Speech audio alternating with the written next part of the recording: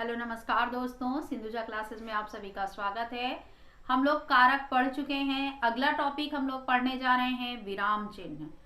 आप लोग अपनी कॉपी पेन उठाइए और नोट्स बनाते जाइए। नोट्स बनाने से ये होगा कि आप लोग अगर दोबारा पढ़ना चाहते हैं तो आप अपनी कॉपी खोलिए और आप पढ़ सकते हैं। चलिए स्टार्ट करते हैं। विराम चिन्ह। विराम चिन्ह देखिए, मैंने आपको बताया है कि जब भी कोई चीज पढ़नी होती है पहले उसका हम अर्थ निकालना सीखते हैं। जब हम अर्थ निकाल लेते हैं तो हमारी आधी प्रॉब्लम खत्म हो जाती है। देखिए लिखा है विराम चिन्ह। विराम का मतलब होता है रुकना। विराम का मतलब क्या होता है? रुकना। और चिन्ह यानी जब हम कहीं पे बोलते समय, लिखते समय थोड़ा सा जो रुकते हैं, रुकते समय जिस चिन्ह का प्रयोग किया जाता है उसे ही हम विराम चिन्ह कहते हैं। देखिए विराम का अर्थ है रुकना या ठहरना। इसकी परिभाषा क्या?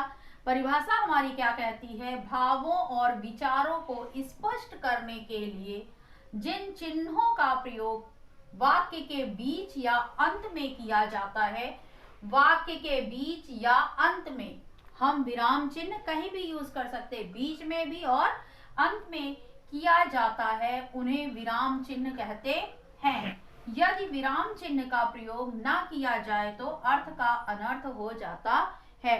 कह रहा है कि जब हम अपने भावों को व्यक्त करने के लिए, विचारों को व्यक्त करने के लिए बीच में जो रुकते हैं, रुकते समय जिन चिन्हों का प्रयोग करते हैं, जो ठहराव होता है उसके लिए जिन चिन्हों का प्रयोग करते हैं उसे हम विराम चिन्ह कहते हैं। देखिए जैसे हमारा ये लिखा है, भावों और विचारों को स्पष्ट करने के लिए जिन चिन्हों का प्रयोग वाक्य के बीच या अंत में किया जाता है। देखिए एक हम किया जाता है, इतनी लंबी लाइन बोलने के बाद हम थोड़ा सा रुके सांस लेने के लिए।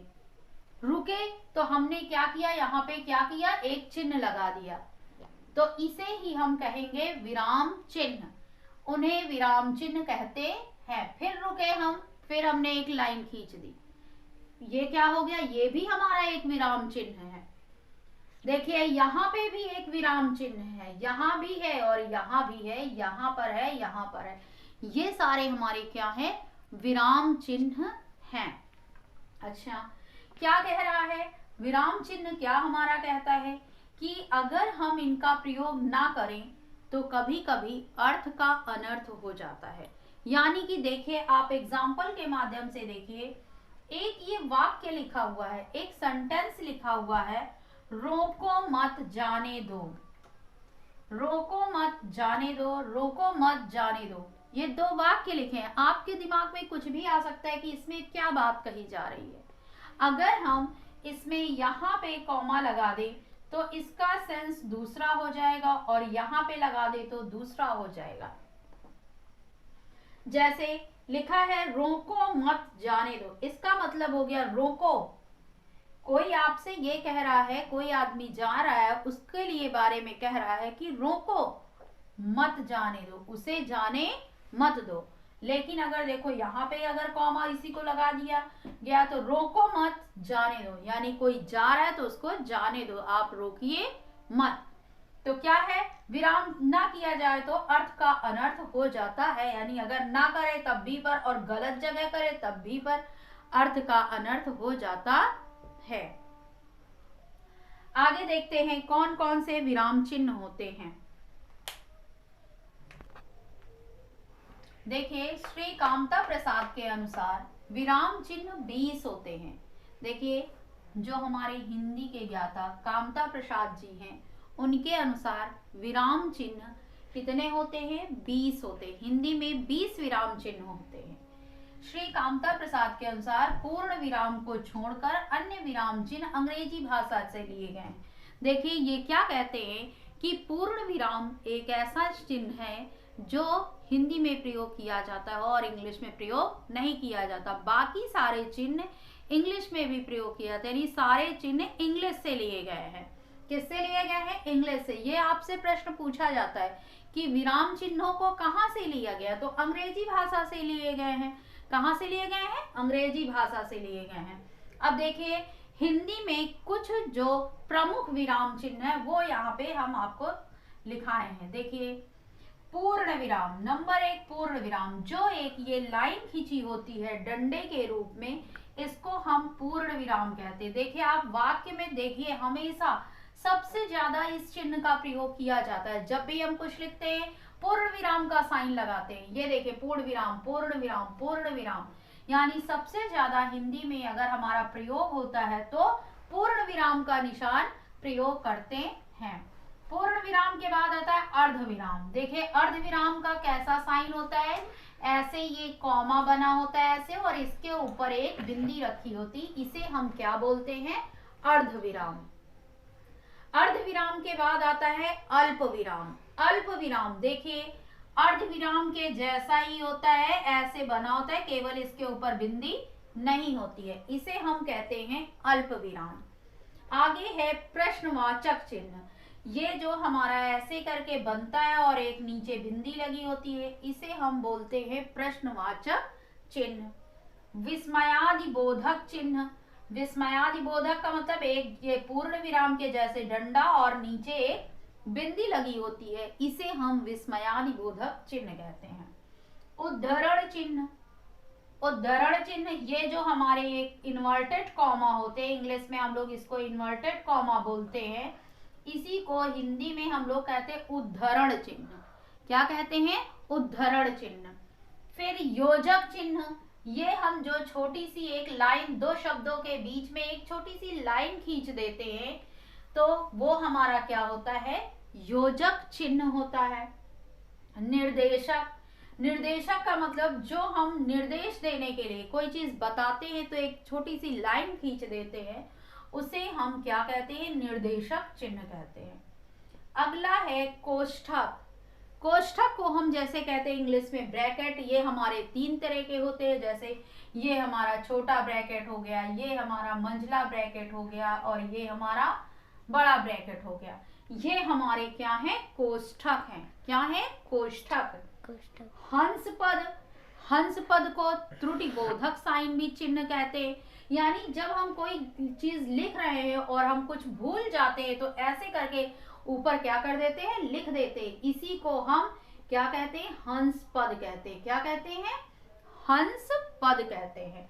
हंस पद का चिन्ह कैसे होता है, ऐसे बना होता है वी शेप में, उल्टा वी ऐसे। फिर रेखांकन। देखिए रेखांकन, रेखा का अंकन, यानी एक लाइन खींच दी जाती है किसी के नीचे, किसी शब्द के नीचे, उसे हम बोलते हैं रेखांकन। आगे है लाघव चिन्ह। लाघव का मतलब है, लाघव मीन्स छोटा करना, किसी चीज को छोटे शब्दों में लिखना, उसके लिए हम एक गोले का यूज करते हैं, इसे हम क्या कहते हैं, लाघव चिन्ह कहते हैं। लोप चिन्ह। लोप का मतलब गायब करना।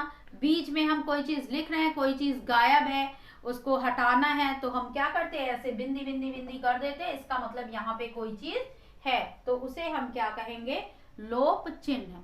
अब आपकी हिंदी में क्वेश्चन, विराम चिन्ह से क्वेश्चन कैसे आता है, पहली चीज तो यही आता है, एक ये साइन दे दिया जाएगा आपको और पूछेगा ये साइन कौन सा है, पूर्ण विराम है, अल्प विराम है, अर्ध विराम है, त्रुटिबोधक है, हंस पद, त्रुटिबोधक का मतलब हंस पद, योजक चिन्ह है, कोष्ठक है, क्या है, तो आपको आपके सारे विराम चिन्ह पहली चीज पता होनी चाहिए, कौन सा विराम चिन्ह किस तरह का होता है।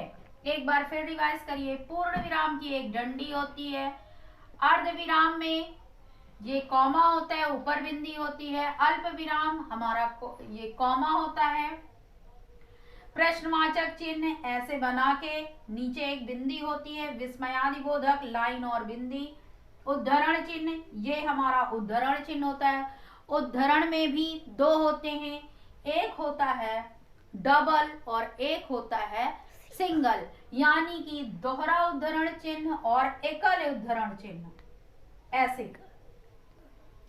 योजक चिन्ह ये हमारा योजक चिन्ह है, निर्देशक चिन्ह ये हमारा निर्देशक चिन्ह है, कोष्ठक, हंस पद, रेखांकन, लाघव चिन्ह और लोप चिन्ह।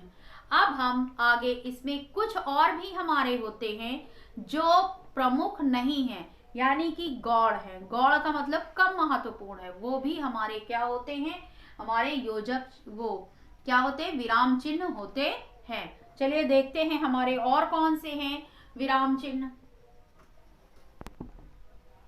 देखिए कुछ हमारे गौड़ विराम चिन्ह होते, गौड़ का मतलब कम महत्वपूर्ण, जिनका कम प्रयोग किया जाता है, वो हमारे गौड़ विराम चिन्ह होते हैं। जैसे अपूर्ण या उप विराम चिन्ह, ये जो दो बिंदियां लगी होती हैं, ये हमारी अपूर्ण या उप विराम चिन्ह को प्रदर्शित करती हैं। पुनरुक्ति सूचक चिन्ह, पुनरुक्ति सूचक का मतलब क्या हुआ, यानी देखिए जब हम कोई चीज ये ऊपर लिखी है, इसको दोबारा ना लिखना हो तो इसके नीचे हम ऐसे ऐसे लाइन खींच देते, इसका मतलब यही चीज दोबारा फिर लिखनी है, तो इसी चिन्ह को हम क्या कहते हैं, पुनरुक्ति सूचक चिन्ह। यानी पुनरुक्ति, पुनः हो जिसकी उक्ति हो, इस शब्द से देखिए पुनरुक्ति यानी पुनः उक्ति हो, यानी दोबारा वही लिखना है, तो हम दोबारा ना लिखना पड़े उसके लिए हम ये लाइनें खींच देते हैं, जिन्हें हम क्या कहते हैं, पुनरुक्ति सूचक चिन्ह कहते हैं। विवरण चिन्ह, ये दो बिंदी लगा के लाइन खींच देते हैं, इसे हम क्या कहते हैं, विवरण चिन्ह कहते हैं। तुल्यता सूचक चिन्ह, यानी दो चीजों में तुलना करनी है, जिसको हम बराबर का निशान कहते हैं। बराबर का निशान लगने से दोनों तरफ की चीजें बराबर हो जाती है, जिसे हम तुल्यता सूचक चिन्ह कहते हैं। अगला है समाप्ति सूचक चिन्ह, यानी हम कोई चीज लिख रहे हैं, लिखने के बाद मेरा काम खत्म हो गया तो हम लास्ट में ऐसे बना देते हैं द एंड, ठीक, तो इसे हम क्या कहते हैं, समाप्ति सूचक चिन्ह कहते हैं। इनका भी प्रयोग किया जाता है, लेकिन ये उनकी अपेक्षा कम महत्वपूर्ण है, इसलिए इनको गौड़ विराम चिन्ह कहते हैं। अब हम एक एक करके सभी विराम चिन्हों को डिटेल में पढ़ेंगे, जिसमें हमारे एक दो विराम चिन्ह हैं जिनका प्रयोग बहुत होता है और उसमें से बहुत सारे क्वेश्चन पूछे जाते हैं। आपको थैंक यू। अगर आपको मेरा वीडियो अच्छा लगा हो तो लाइक, शेयर, कमेंट और सब्सक्राइब करना बिल्कुल ना भूलें, जिससे आपके साथ और भी बहुत सारे बच्चे बिल्कुल अच्छे से फ्री में पढ़ाई कर सकें। आपका परिवार जितना ज़्यादा बड़ा होगा उतना अच्छा होगा। Thank you.